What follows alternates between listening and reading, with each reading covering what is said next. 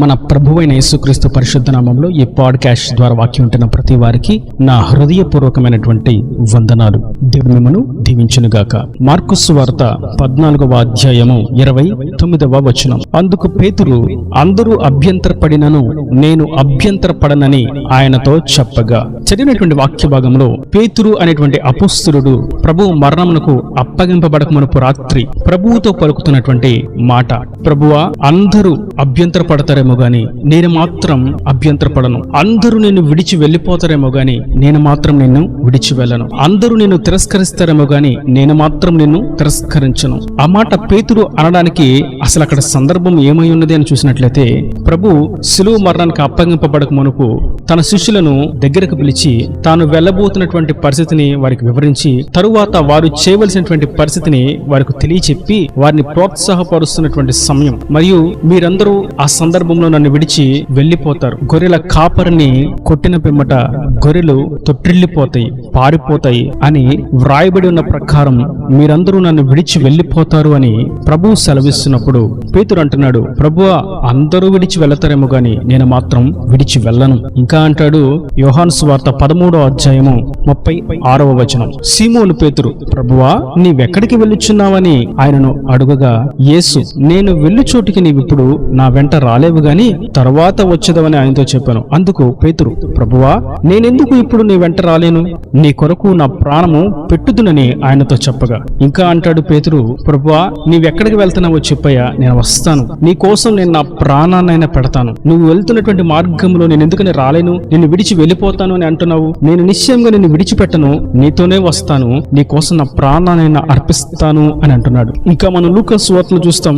అయితే అతడు, ప్రభువా నీతో కూడా చెరలోనికి మరణమునకు వెళ్ళుటకు సిద్ధముగా ఉన్నానని ఆయనతో అనగా. ఇంకా అంటాడు, నీ కోసం నేను చెరసాల్లో కూడా రాగలను ప్రభువా, నీ కొరకు మరణిస్తాను అని అంటున్నాడు. ఈ విషయాన్ని మనం జాగ్రత్తగా గమనించినట్లయితే పేతురు తన జీవితంలో జరగబోతున్నటువంటి విషయాన్ని గుర్తించలేక తాను తొందరపాటుతో పలుకుతున్నటువంటి మాట వలె మనకు అనిపిస్తుంది. కానీ ఇంకొంచెం మనం జాగ్రత్తగా గమనించినట్లయితే పేతురు యొక్క ఆధ్యాత్మిక స్థితిని బట్టి, తాను కలిగి ఉన్నటువంటి వైరాగ్యాన్ని బట్టి, తాను దేవుని యందు కలిగి ఉన్నటువంటి భక్తిని బట్టి, ఆయన మార్గంలో వెళుతున్నటువంటి విధానాన్ని బట్టి తనకు ఆత్మీయతలో ఒక గర్వం వచ్చింది.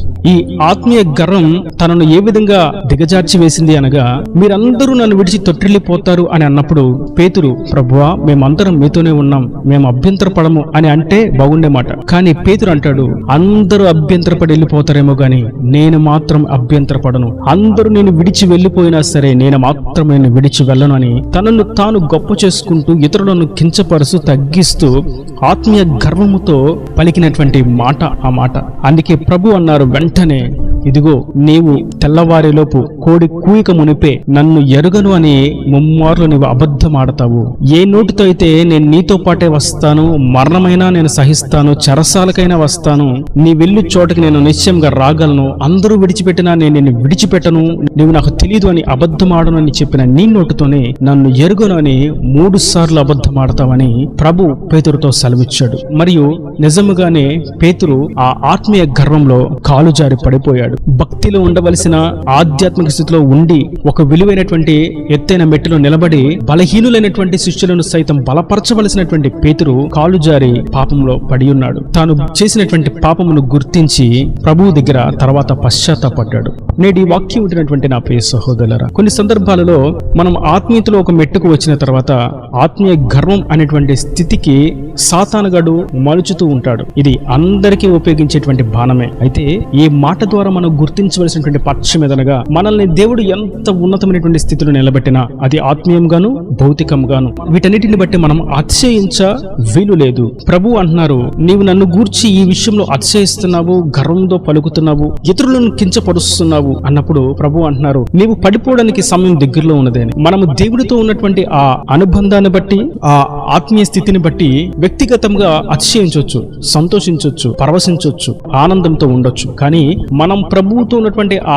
ఆత్మీయ బంధాన్ని బట్టి ఇతరులను ఎప్పుడైతే కించపరుస్తామో, ఇతరుల కంటే నేను ఎక్కువ ప్రార్థన చేస్తాను, ఇతరుల కంటే నేను బాగా పాడతాను, ఇతరుల కంటే నేను బాగా వాక్యం చెప్తాను, ఇతరుల కంటే నా సంఘం చాలా మెరుగైనది, ఇతరుల కంటే నా మందిరం చాలా శృంగారంగా ఉన్నది, ఇతరుల కంటే నా మందిరం పెద్దది, ఇతరుల కంటే నా వస్త్ర వస్త్రం చాలా బాగుంది, ఇతరుల కంటే నా వాహనం చాలా రమ్యమైనది, ఇతరుల కంటే నేను ఎంతో అందంగా ఉన్నాను, ఇతరుల కంటే నేను ఎత్తుగా ఉన్నాను, ఇతరుల కంటే నేను సంగీతాన్ని బాగా వాయిస్తాను, ఇతరుల కంటే నా దగ్గర ఉన్నటువంటి పరికరాలు ఎంతో విలువైనవి అని ఎప్పుడైతే మనం ఇతరుల కంటే అనేటువంటి మాట వస్తుందో వెంటనే గుర్తించవలసినటువంటి పక్షం ఏదనగా అక్కడ పడిపోవడానికి దినములు సమయం చాలా తక్కువగా ఉన్నది అని దాని అర్థం. కనుక మనం ప్రభువు దగ్గరికి వెళ్లే కొలది మనలో దీనత్వం పెరగాలి తప్ప ఆత్మీయ గర్వం పొరపాటును కూడా పెరగకూడదు. ఈ ఆత్మీయ గర్వం ప్రభువు దగ్గర నుండి కూడా దూరం చేస్తుంది. మనం అనుకుంటాం ఈ ఆత్మీయతలో నేను అందరికంటే ఉన్నతమైనటువంటి ఆత్మీయ స్థితిలో ఉన్నాను అని గర్విస్తూ ఉన్న సమయంలో ఆత్మీయ గర్వం వచ్చినప్పుడు ఆ ఆత్మీయ గర్వం ప్రభు యొద్ద నుండి దూరం చేస్తుంది. ఇది ఎంతో భయంకరమైనటువంటి పరిస్థితి. పేతురు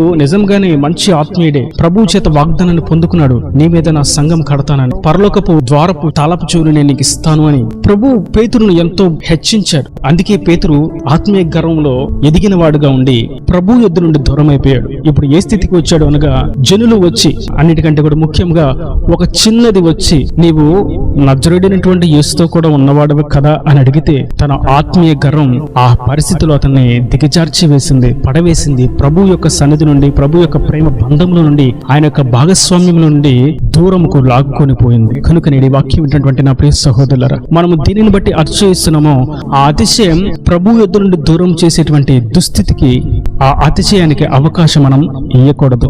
ఏదేమైనప్పటికీ ప్రభుకు దూరం అవుతున్నామో అని తెలియజేయబడినప్పుడు ప్రభు యొద్ద మనం పశ్చాత్తాపడి దాని నుండి మనం విడుదల పొందవలసిన వారమై ఉన్నాము. అందుకే పౌలు మొదట అంటాడు నేను అపోస్తుల కంటే తక్కువ వాడను కాను అని, తర్వాత అంటాడు నేను అపోస్తుల కంటే చివరి వాడను, కడపట పిలువబడిన వాడును అంటాడు. ఆ తదుపరి అంటాడు నేను పాపులందరిలో ప్రధాన పాపిని, అసలు పాపుల కంటే కూడా ముందుగా ఉండేటువంటి పాపిని నేనే అని అంటాడు. తన యొక్క ఆధ్యాత్మిక స్థితి ఎదిగే కొలది తాను దీనత్వంలో అంతకంతకు ఎదుగుతూ ఉన్నాడు, తనను తాను ఇంకను తగ్గించుకుంటూ ఉన్నాడు.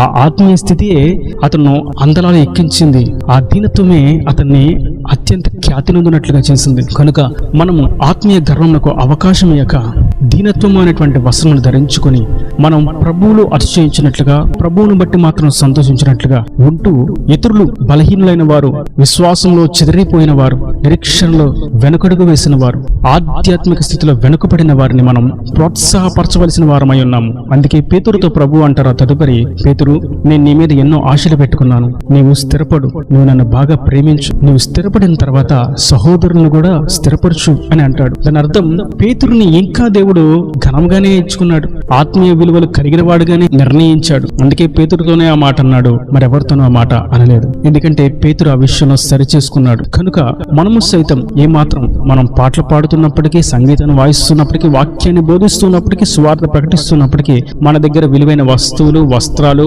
వాహనాలు ఉన్నప్పటికీ, ఆరోగ్యం ఉన్నప్పటికీ, మనము అన్ని స్థితిగతుల్లో ఎదిగినప్పటికీ మనం ఏమాత్రము వాటిని బట్టి ఆత్మీయ గర్వమునకు అవకాశం ఇవ్వకూడదు. వాటిని బట్టి ప్రభువుకు మాత్రం మహిమ కలిగినట్లుగా మనం ఆ స్థితిలో ఇతరులను ప్రోత్సాహపరిచి చెయ్యందించి లేవనెత్తవలసిన వారమై ఉన్నాము. కనుక అట్టి విధముగా ఆత్మీయ గర్వం నుండి విడుదల పొంది ఆధ్యాత్మిక స్థితిలో అందలాలు ఎక్కుతూ దేవుని ముఖదర్శనం చూస్తూ ఆయన రాజ్యానికి వారసులుగా మార్చబడదాం. దేవుని దృష్టిలో ప్రత్యేకమైనటువంటి పాత్రగా ఎంచబడదాం, వాడబడదాం, దేవుని రాజ్యానికి వారసులుగా చేర్చబడదాం. ఈ మాటల ప్రతి వాని హృదయంలో నీరుకట్టి ఫలింపుచేయను గాక. ఆమేన్. God bless you. తలలో మంచి కన్నులు మూసినట్లయితే మీ కొరకు చిన్న ప్రార్థన.